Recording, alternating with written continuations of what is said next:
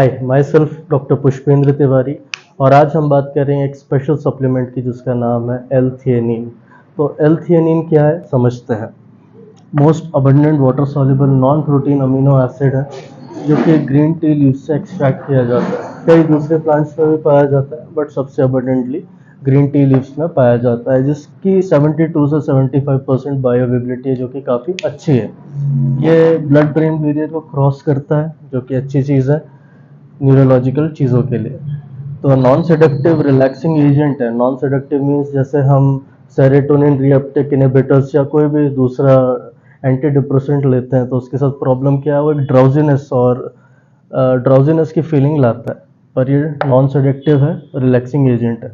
Studies ने पाया है कि 200 से 400 mg तक की जो डोज है वेल टॉलरेटेड है with little to no adverse effect. 6 से 8 हफ्ते के जो ट्रायल्स हुए हैं उसमें इसने बहुत little to none adverse effect show किया है। मैक्स टू मैक्स थोड़ा सा हाई डोसेज पे हेडेक या फिर अपसेट स्टमक का किसी पर्सन का। तो ये हेल्पफुल पाया गया है एंजाइटी, एडीएचडी और कॉन्जेनिटिव फंक्शन।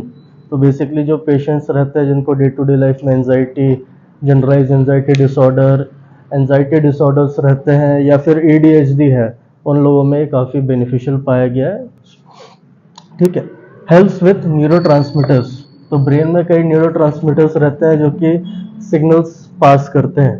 कभी कभी इनके ओवर एक्साइटमेंट या फिर लेस एक्साइटमेंट की वजह से क्या होता है कि मल्टीपल अकरेंस होती है ब्रेन में, जैसे कि डिप्रेशन या फिर एंजाइटी डिसऑर्डर कम या ज़्यादा होने से डिस्टर्ब हो जाते हैं। तो इनमें क्या क्या रहता है, डोपामिन होता है, गाबा रहता है, सेरोटोनिन रहता है, एपिनेफ्रिन और नॉरएपिनेफ्रिन रहता है।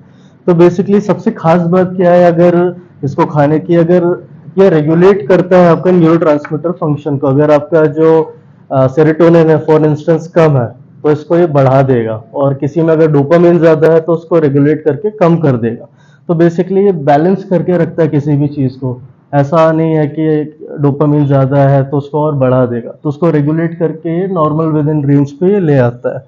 इसकी वजह से क्या फ़ायदा है, हमारा मूड इम्प्रूव्ड रहता है, हमारा स्लीप बेटर हो जाती है, एंजाइटी रिड्यूस हो जाती है। अगर आप एथलीट हैं तो परफॉर्मेंस आपकी बिफोर स्पोर्ट्स बेटर हो रही है, कॉग्निटिव फंक्शन आपके बेटर हो रहा है, लर्निंग एडेप्टेबिलिटी बढ़ रही है आपकी, आप चीज़ों को समझने की आपकी क्षमता बढ़ जाती है।